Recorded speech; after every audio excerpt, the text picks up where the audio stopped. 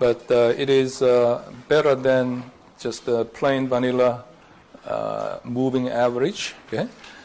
Moving averages are based on just a few numbers around that particular time period. Okay? But this exponential smoothing uses all the past history, all the past information, right? So it's considered much better than the moving average. Okay? But nice thing about this moving average is the most recent observation is given the highest weight, okay, to reflect what's going on at this time or recently. Okay? So that means all the information gets less and less weight, less and less importance. Okay? So I think that's quite logical, right? All right. And another thing you have to remember is the weight selection. Okay? If you choose larger weight, okay, close to 1, weight has to be between 0 and 1, right? But if you choose a larger weight, something close to 1, okay, then you're going to get pretty close result to the actual series. Okay? In other words, you will get less smoothing. Okay? So when you have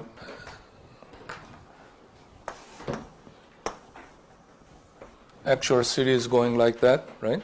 If you use larger weight like 0.9 or 0.8, right, then your result will be a little bit smoother, but it's gonna emulate the result pretty closely, right? You will get pretty close estimation or prediction, right? So if you want to make your purpose is to make a forecast, right? Then you should try larger weight, right? Relatively close to 1. Okay? If your purpose is to smooth out a lot of fluctuation and just look at the kind of trend, okay? Then you should use something close to 0, weight close to something like 0.1 or 0.2, right? Then it's going to cut off a lot of peaks and valleys, and you're going to see just some very long-term trend, okay, rather than the very short-term fluctuations. Okay. Okay, I believe that's made clear. Okay. So, a couple of things you have to keep in mind is because of the construction, right, of this formula, right, for the first estimation, E1, we use actual time series value, right, actual observation for the first period for the first estimation, because we cannot use, in order to calculate this value, exponentially smooth value using this formula, we need EI minus 1.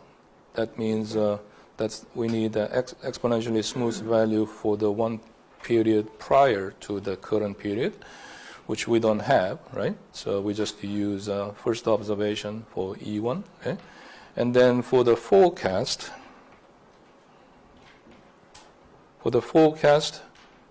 Y hat I plus 1. So that's a one period future. In the future, right? We use the current exponentially smooth value for the forecast. Okay? So last class I showed you an example. So these are the Treasury bill rates starting from 91 to 2008, and these are actual rates. Okay? And based on that, I have constructed a few examples. Okay? A few different weights, 0.25, 0.5, 0.9. Okay? And as you see, when you use 0.9, weight of 0.9, that blue curve very closely resemble the actual series, which is red curve. Okay? But if you use a smaller weight, like 0.25, that green curve, as you see, it has a lot smoother fluctuation. Okay? Okay.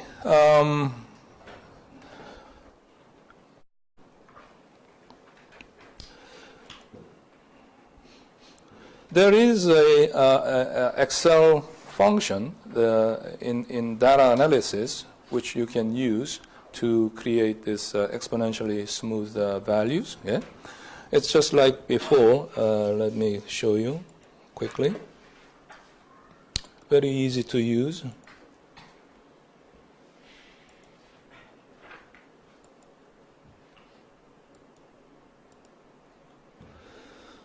Okay, and go to data analysis, and choose exponential smoothing. Okay, and you have to specify the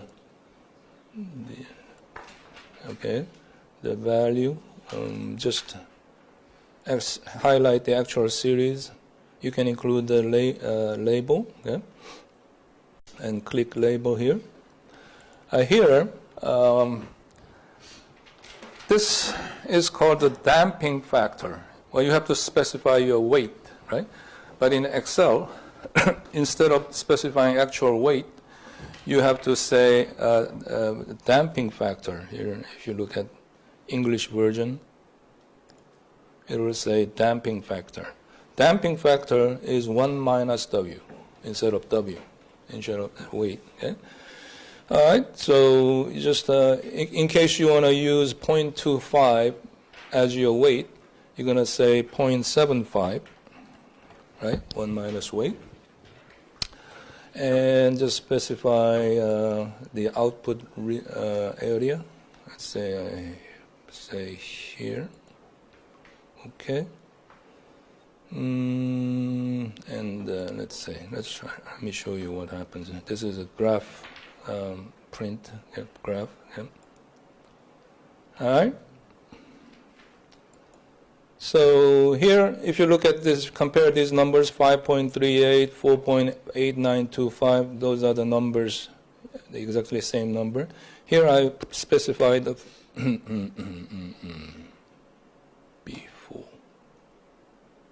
is B4 here? Oh, okay, yeah. Specify the formula. Yeah, this one I just copied it from here because it's the first observation. Right? E1 has to be equal to Y1, right? But starting from here, I specify the formula, right? And so this is just based on the formula, and these numbers are based on calculated using this function. So you see those are the same numbers. But we have one problem here. If you look at the graph, again, just like we had this problem with the moving average, okay? Somehow Excel is not putting the numbers and the right time periods, okay? So the first one, 5.38, right? That's the Y1, right? That's the first observation. So that has to be that has to coincide with 1991, the first year, right? But if you look at the graph, the Excel puts the first observation 5.38 with the second observation, second year, right? And that's not right. Okay? So my recommendation here again is don't use Excel for exponential smoothing, right? Especially the chart, right? If you really want, you can just use the function to get the numbers, but make sure you put the numbers on the right space, right time periods, right? Match with the right time periods. But just use your skill to create the graph. Okay? It's not difficult. You just use insert, and use this function. Okay? You can easily create these graphs. Okay? Okay, so that's my recommendation. Okay? Any question about the exponential smoothing? There was what? I don't know what they call it in English. 학술제 on, when was it? Last week? Was it last week? Yeah, last Wednesday? Yeah. And how many of you went there? Okay, yeah. Yeah, the students had this kind of academic presentation. They did a lot of research. And research topic was about the big data analysis. And they also put in some perspectives on the job search, the relationship between job search or job opportunity and some academic skills. And unfortunately, I couldn't be there, but I looked at the paper, and they did very interesting analysis, and they used a lot of these graphs, and it looks like they have created these graphs using Excel. So, I mean, these skills are very useful, Excel skills. And also, one interesting result they found out was the taking corporate finance course, or in this school, the course is called the Finance Economics. Right? Taking that course has a very significant relationship with the probability of obtaining a job. Is that right? Do you remember? Right? So they have they put the probability of finding a job on the dependent variable on the left-hand side, and used a few independent variables. Okay? And the interesting thing is they used many different courses, microeconomics, macroeconomics, statistics, finance economics, and so on. Okay? And because the dependent variable is a probability instead of regular, the quantitative variable, this is a probability. Okay? So in that case, you have to use a special technique. It's called the probit. Okay? And you will learn about this in the next course, econometrics course. Okay? Pretty much the same regression technique, but there's just one special situation, right? And the interpretation is exactly the same as before. Okay? So they found out this finance economics comes out to be very significant. Okay? Significant at, I believe, 95% level or 99% level, right? So that was quite interesting, because I teach that course. They didn't have this course because I think the reason is this course started about a couple of years ago, right? Until 2 years ago, they didn't have this introduction to econometrics, right? So students went ahead with the econometrics, just plunge ahead with head first, okay? And of course, I think econometrics course is also important, okay? And it came out to be quite significant. Okay? If you're interested in those papers are still lying on the lobby. Okay? It's a purple booklet. Okay? I'm sure you have seen. Okay? So you can pick up one copy and take a look at it. Okay? You'll find it quite interesting. Sorry, I still have a scratch throat. Okay? Okay, if you don't have any question, let's move on to the next topic. Here, it's interesting because in the beginning of this chapter, I told you we cannot use regression technique for time series analysis, okay? Because there is a violation of assumption, right?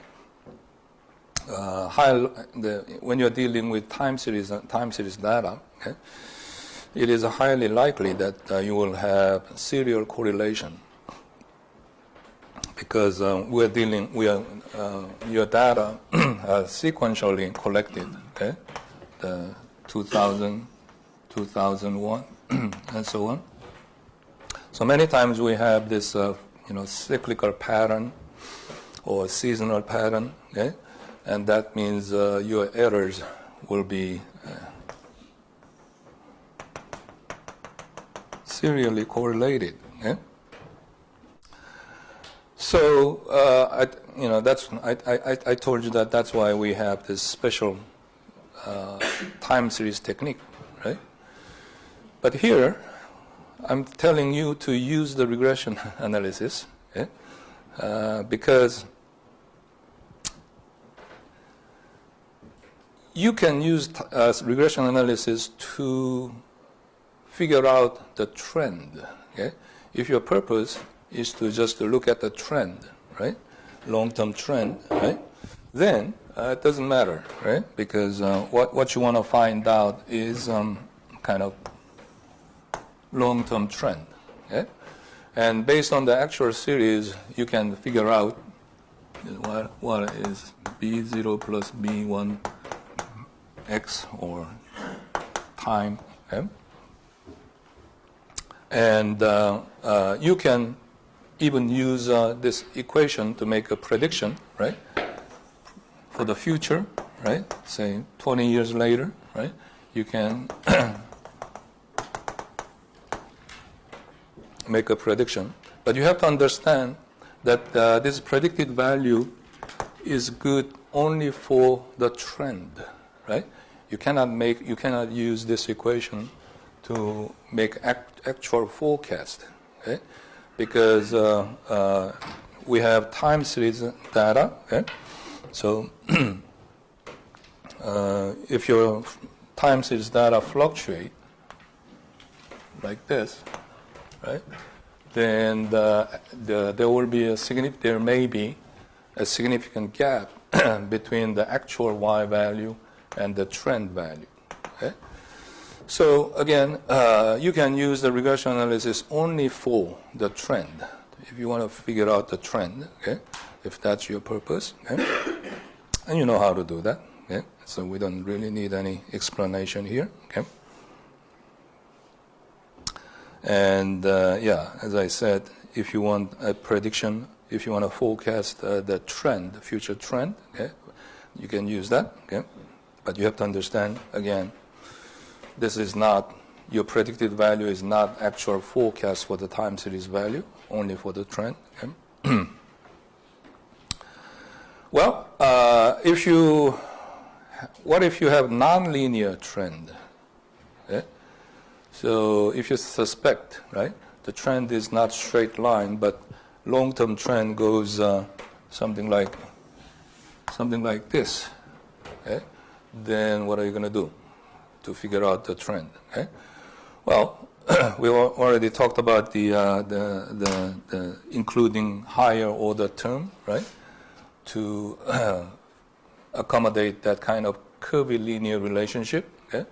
It's called the quadratic equation or quadratic term. Okay? So simply we can include x squared here. Right? Make sure you understand these x's are time. Okay? So xi is time value, xi squared is time squared. Okay? Oh, I didn't explain one thing. So if you are trying to figure out the trend using regression analysis, okay, you don't have to use actual year. Okay? You can simply recode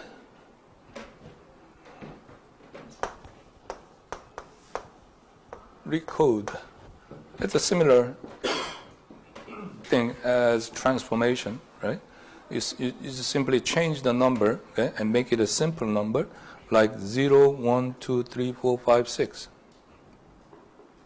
Okay? You will get exactly the same result. Okay? As long as your time it goes by 1 year distance, 1 year gap, right? And you have the same 1 year gap here, right? Because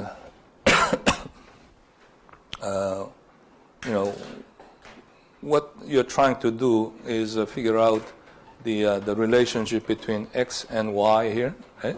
X and y, okay? And here's the intercept and the slope, okay? So it doesn't really matter whether you use 2004, 2005, or 0, 1, 2, 3, 4, 5, yeah, you will get exactly the same result. Okay? Depending on the textbook, some other textbook starts from 1. So you don't have to start from 0 actually. You can use 1, 2, 3, 4, 5, 6. If you want, you can use 10, 11, 12, 13, 14. It doesn't really make any difference. Okay? As long as this sequence goes by 1 unit. Okay? So the one thing you have to understand. All right. So if you're trying to include x squared, right, then certainly converting it into simple number will help. Okay? Instead of squaring 2000, 2001, 2002, and so on, right? If you just square 0, 1, 2, 3, 4, 5, right? That's a lot easier. Okay? All right.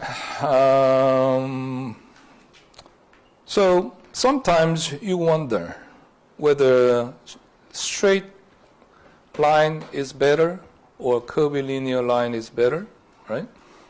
Which one fits the data best? Okay? So here's an example. Yeah? Let me just show you the textbook example, the one they use in the textbook. Okay? In the data, I believe we have Coca-Cola. Yeah, textbook uses Coca-Cola example. Yeah. Okay, here we go.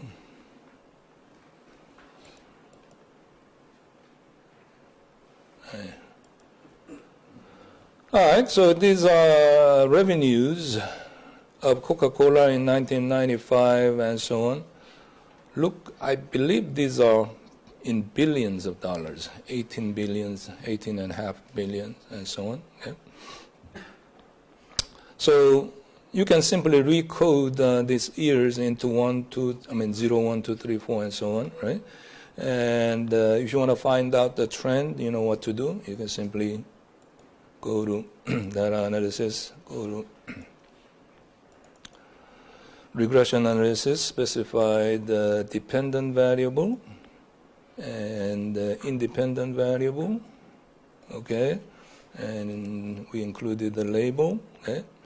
And let me specify the the output range, and yeah, let's say, okay, so we got this result. Okay. So we got the intercept, slope, and R square, adjusted R square, and so on, right? All right, and let me look at the graph. I mean, always a good idea to take a look at the scattergram. Okay? So, hold on. I have to highlight these two things first. Oops. Okay, insert, chart, scatter. Yeah, I like this one. Okay. So, when you look at this time series scattergram, looks like it's not a straight line, right? So apparently, in the recent years, the sales increase is accelerating, right? So if you fit a straight line to this trend, let me show you one thing you can do. You can right-click on this dot, and here insert trend or trend line. Okay? Then, okay, that's fine. And you can, this is an option. It says trend option, trend line option, and this says show equation on the chart. Okay, so usually you can click here, okay, and say okay. Where is okay? Just enter. Let's say. Oh, it's already there, right? So if you do that, the Excel shows the trend line and the equation of this line, okay, right there. So you can see, you can compare the actual series to the trend line or straight line. Okay, and well, it shows it has some curvilinear pattern rather than straight line pattern, right? Well, so in that case, you might want to include a quadratic term like this, square term, right? So let's go to here and just insert a space. And let's say this is x squared. Okay. And say equals this thing raised to the power of 2. Okay. And just copy the formula. Okay. So we got x squared here. Okay. And go back to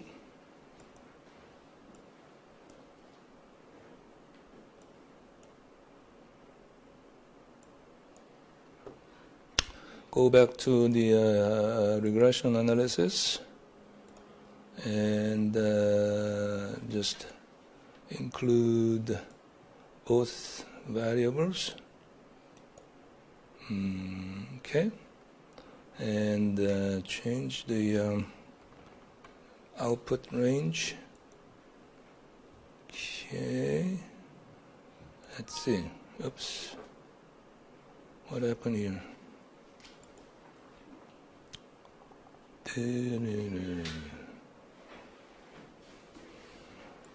Oh, what happened? Okay, yeah, I have to change that. Sorry. Yeah, this one has to change to D now. Okay, and that should work. Okay, yeah. So we got the new equation here. We got the intercept and the coefficient for x variable and x square variable. You can compare the r square, right? Initially, when you fit the straight line, the r square, adjusted r square is 0.72, right? But when you fit a curvilinear line, see what happens, right? Adjusted r square is 0.92, much higher, right? So that means when you fit the curve, right, your regression line actually fits the data much, much better, right? Because your actual series goes like that, right? If you fit a straight line, you're going to have a lot of errors. Okay? But if you fit a curvilinear line, okay, your regression line or regression curve will fit the data much closely, right? So the interpretation is these two independent variables explain 92% of the total variation in the error. 92% of variation in the actual series. Okay? But if you use only one variable, just simple time, okay, then it explains only 72% of the variation in actual time series. Okay? So you see, well, that quadratic equation is much better, right? So if you're trying to find out the long-term trend, right? Or you're trying to make a prediction on long-term trend, right? Then you should use this quadratic equation. Okay, that's what the textbook says here. Yeah? So if you suspect nonlinear trend, okay, you can include some quadratic or even higher order term, okay, and fit the regression line, and compare the adjusted R square and the standard error, right, to find out which model fits the best. Okay, that's what you can do. Okay. All right, let's talk about one more thing today, perhaps two more things. Okay.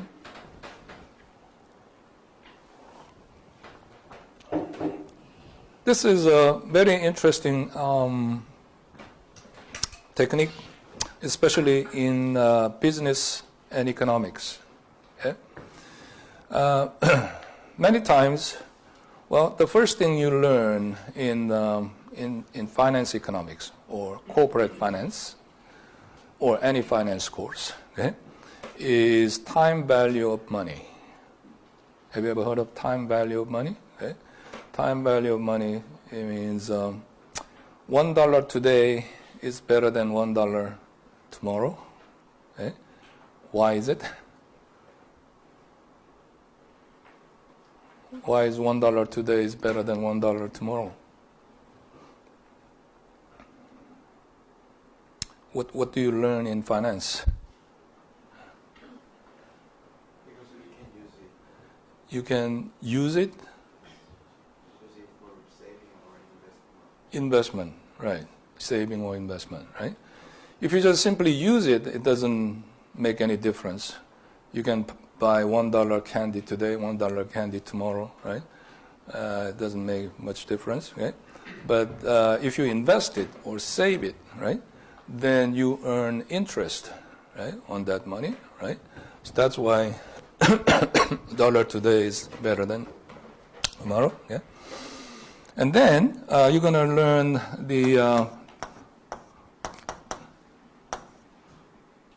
this expression, okay? So if you invest a certain amount today, right, at a certain interest rate, okay, for certain number of periods, right, that's going to be the future value of X dollar, right? If the present value is X dollar, okay, what's going to be the future value of this X dollar, right? You're going to use this expression, okay? So it's called the compounding formula or compound interest. Okay? For example, if you put $1,000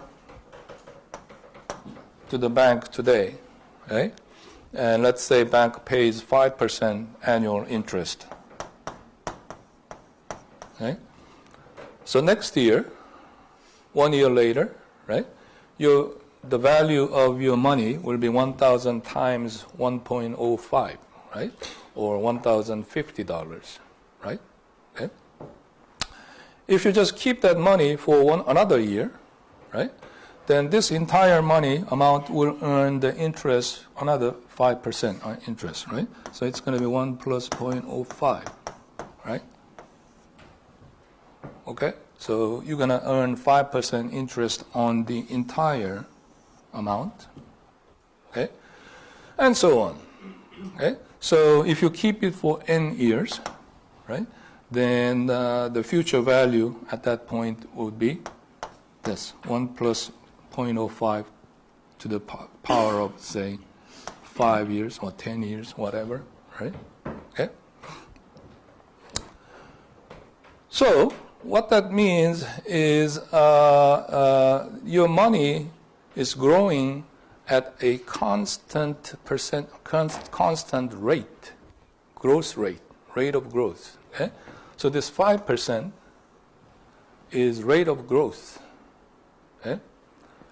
And of course, it's an exponential function, right? So if you look at the graph, if you have $100 now or $1,000 now, right, your money will grow like that. Okay? Exponential function. Okay?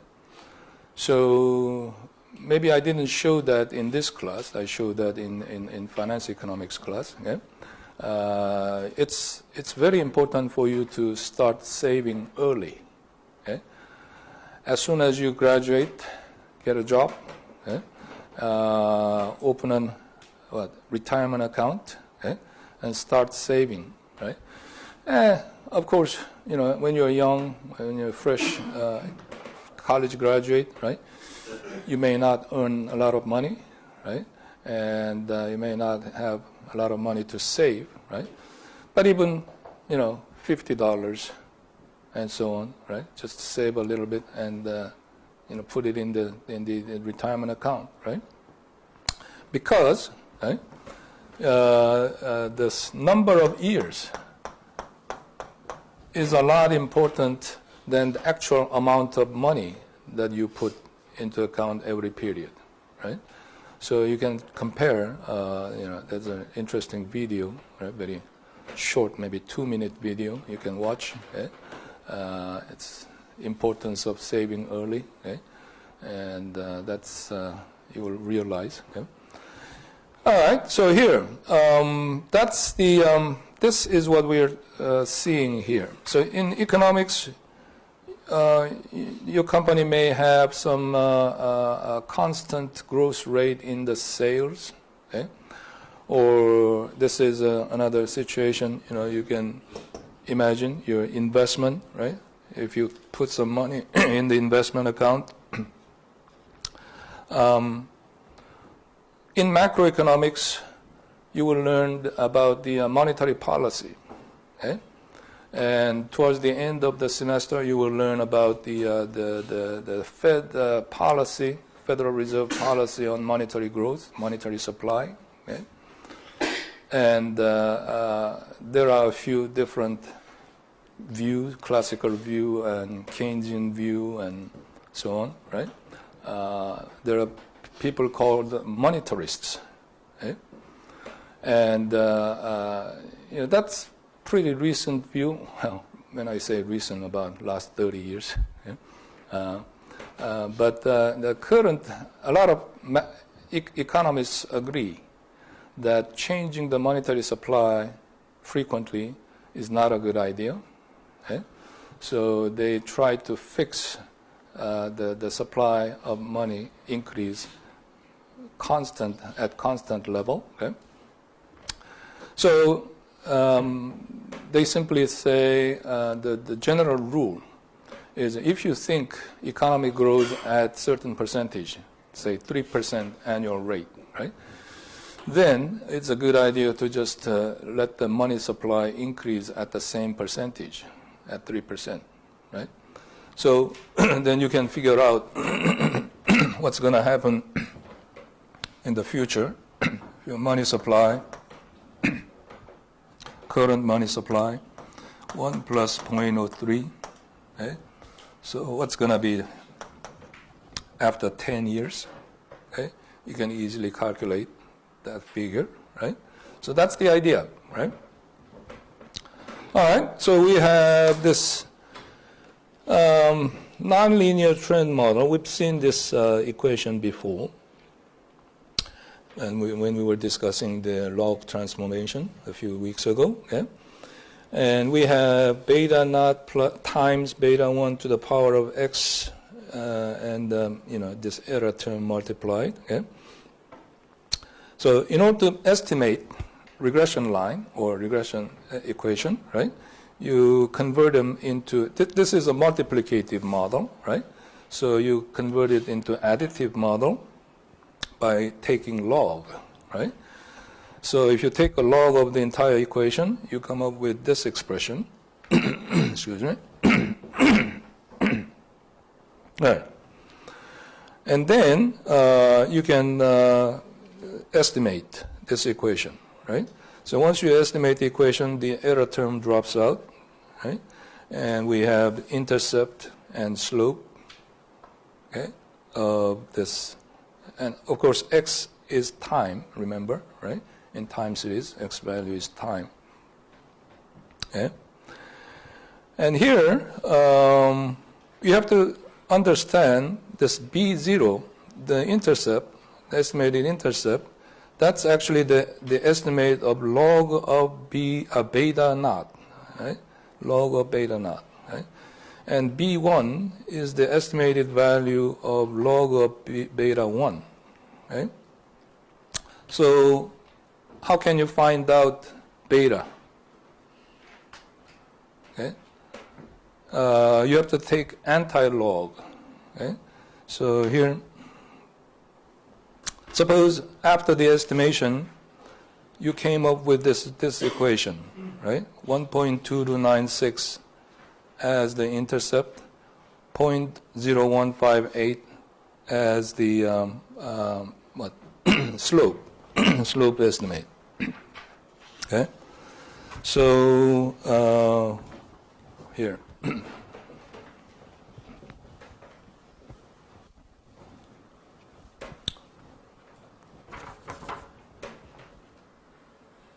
Log of beta naught, which is B0, right? Came out to be, 1.2296, right? So beta naught is 10 to the power of 1.2296, right? That's how we take the anti-log, right? Okay. Equation. All right. Oh. All right. We have this function here, 10 to the power of x, right? So 1.2296, yeah. Come up with a 16.967, let's say. 16.967. Okay? That's the estimated value for beta naught. Okay? Okay? Log of beta 1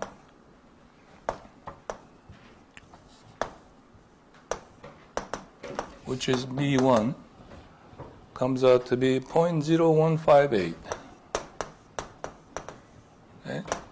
So when you take anti-log, okay, to find out beta 1 hat, right? 10 to the power of 0.0158. Okay? You do that.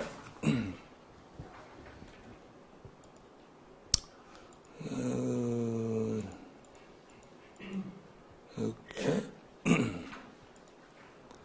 1.037.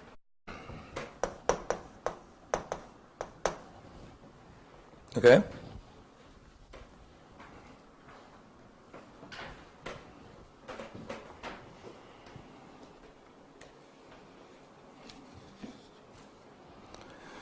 So what we find out is, we have this equation.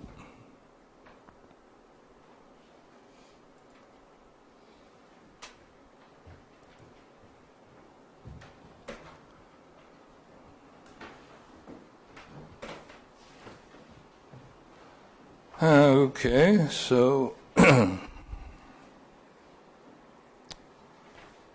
the coefficient of x, okay, which is b1, or log of beta 1 hat, or in this case, right, is what we have y is 16.967, going back to the original equation, okay, times 1 plus 37, okay, 1.037, okay, to the power of x, okay. If you remember the original equation right here, right? That's the original equation, right? So this is what we have. That's the growth rate, okay, of this time series value, right? Using time, okay, as x. Okay? So from that we can figure this out. Okay, how to interpret this coefficient estimate, right? Beta 1 hat came out with 1.037. Okay, so the growth rate, beta 1 hat minus 1 times 100, that's the annual percentage growth rate, right? This annual percentage growth rate. We multiply 100 just to convert it into percentage. right? In other words, in this example, okay, 1.037 minus 1 times 100 will be what? 3.7% growth rate. Constant growth rate.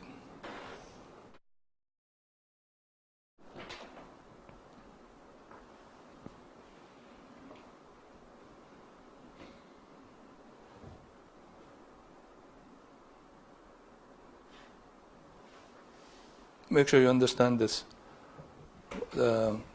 how we came up with this formula. Okay. When you have the multiplicative equation, okay,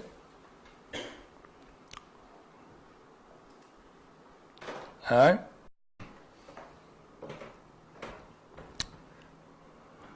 All right, so in case you want to interested in the forecast, actual forecast, right, then you can just use the equation at current format of this equation, right? Log y hat is equal to 1.2296 and so on, right? And here, going back to the example here, let's say you started from 2004, okay, and you convert it into 0, 1, 2, 3, 4, 5, 6. Okay? So in this example, we use 14. Right? 14 would be what? About 8 years later, so 2018, right? So if you're interested in making a forecast for 2018, right? Then you would use 14 for the time series value, time value, okay? All right.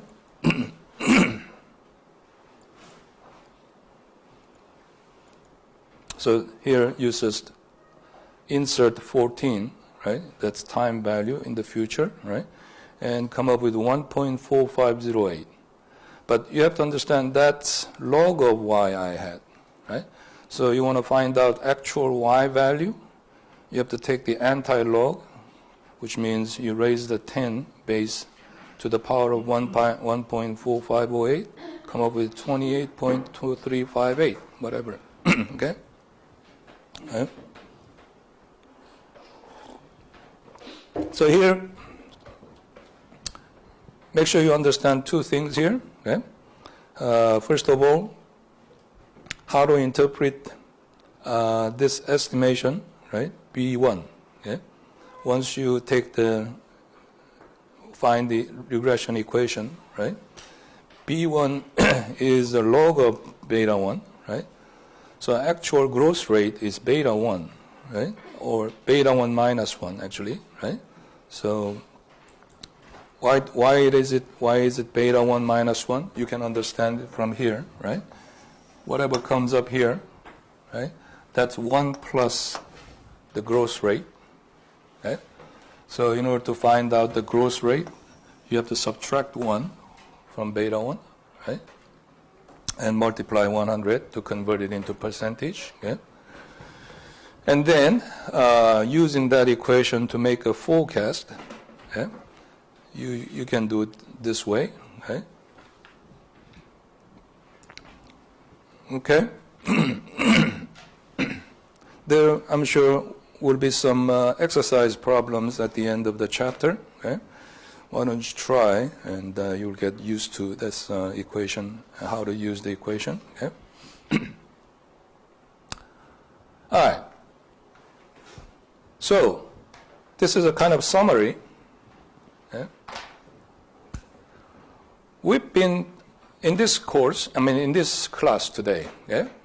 I introduced three methods of estimating trend: linear trend, quadratic trend, and this nonlinear multiplicative model trend. Okay, and the idea is quite different. Okay? If you have a linear trend, okay, then you have this B1 estimate. Think about the meaning of B1, right? If you have a straight line, that means for each unit increase in time, okay, your increase in y value, change in y is constant, right? If the slope happens to be 1, let's say that was 1.5, right? That means for each unit increase in time, right, your y value increases by 1.5. It's constant.